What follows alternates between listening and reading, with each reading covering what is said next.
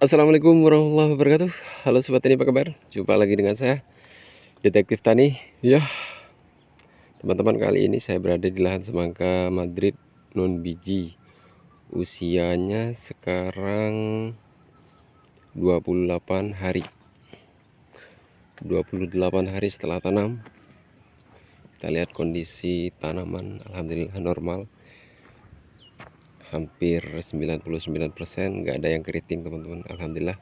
Untuk hama sekarang tidak begitu tidak begitu signifikan, sehingga penyemprotan santai. Saya juga memakai obat untuk semangka ini, saya pakai yang murah sekarang, teman-teman, karena sesuai dengan kondisi hama lagi berkurang. Jadi saya menggunakan Abamectin yang paling murah, yaitu Promectin merek dagangnya. Terus untuk setiap saya spray, saya selalu mix ya antara keduanya, Promectin dan Imidacloprid. Jadi saya selalu mix. Jadi untuk fungisida saya menggunakan Antrakol, Ditan, terus Ridomil sama Bion M. Itu awal-awal saya kasih tunggal-tunggal.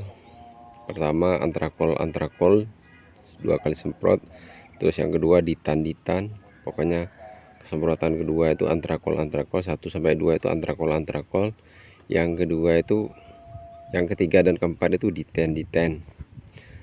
Setelah usia semangka mulai agak besar, saya lalu sudah mulai kombinasi Antrakol dengan Bion M, Ditan dengan Ridomil. Sudah saya seperti itu, selalu mix antara Antrakol dan Bion M. Itu biasanya saya menggunakan Antrakolnya sekarang 1,5 sendok, terus Bion M nya 1,5 sendok. Usia 30 hari, anggap menjelang masa polinasi. Nah, untuk kondisinya ya, sudah ada calon buah, teman-teman. Calon buah, cuma ini ada di ujung, saya tidak pelihara, saya buang saja atau saya biarkan saja, saya tidak melakukan polinasi. Ya, sedikit pembahasan yang ingin saya bahas sekarang, teman-teman, yang menurut saya lumayan penting adalah kita harus meluruskan ya, teman-teman. Seperti ini contohnya.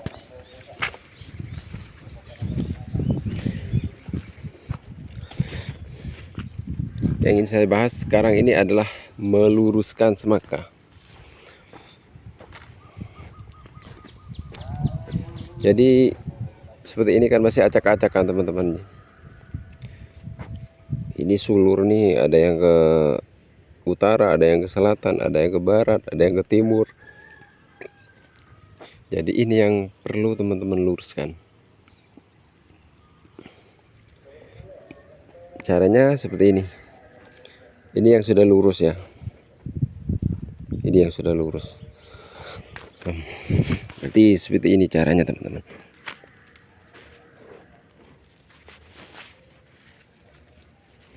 Jadi harus diluruskan seperti ini. Ini tunas air harus dibuang.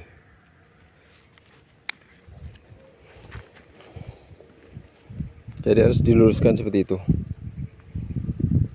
Seperti ini yang sudah selesai. Pekerjaan yang sudah selesai ya seperti ini. Jadi sudah rapi ya, teman-teman.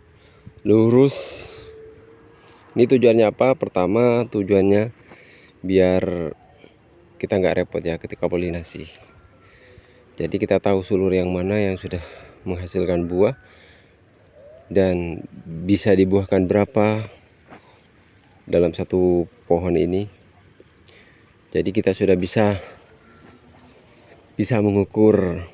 Kalau sudah lurus seperti ini, bisa mengukur, oh ini buahnya yang ini dan ini buahnya yang ini. Jadi gampang untuk melakukan polinasi atau pembuahan, teman-teman. Jadi seperti ini yang sudah diluruskan.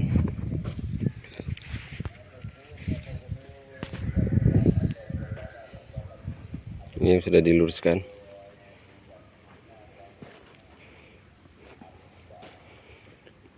Jadi untuk teman-teman, ketika semangka itu usia 25 ke atas, maka kemarin kan ini angin terlalu kenceng ya, saya luruskan, dibolak lagi sama angin. Jadi saya biarkan dulu sampai agak panjang sulurnya, biar kalau sudah kena angin sudah nggak terbang-terbang lagi.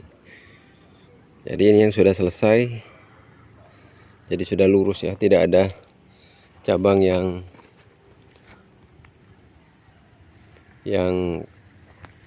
kesana kemari. Yang ini teman-teman, ini belum selesai nih, tuh masih ada yang berantakan, ini juga belum selesai. Jadi seperti itu kegiatan pagi kali ini, saya melakukan pelurusan atau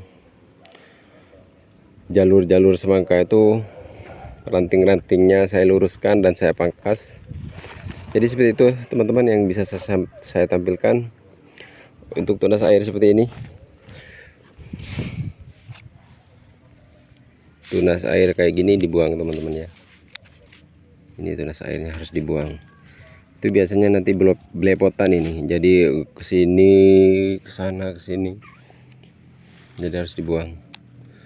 Tunas air biasanya di daun di daun satu itu yang berantakan. Oh ya teman-teman, untuk kali ini saya memelihara 5 cabang atau 4 cabang, 4 paling sedikit. Saya tidak memelihara 3 teman-teman, saya memelihara 5 dan 4. Ini saya percobaan, eksperimen lah, bagaimana hasil setelah saya menggunakan 5 sulur ini. Kan daun nanti banyak rimbun, dan pembuahan seperti apa hasilnya, dan mampu dibuahkan berapa. Soalnya kalau saya 3, kalau 3 itu kebanyakan biasanya jadinya 2 atau 1. Kalau 1 udah besar, 2-nya nggak bisa besar. Jadi saya melakukan 5 cabang kali ini. Saya menggunakan 5 cabang. Percobaan, mungkin hasilnya seperti apa, nanti saya akan update terus. Jangan lupa like dan subscribe, biar nanti informasi-informasi yang seputar semangka dan melon bisa teman-teman ikuti di channel saya. Ya, jangan lupa tonton video-video yang lain. Sampai jumpa di video saya berikutnya. Wassalamualaikum warahmatullahi wabarakatuh. Salam bertani.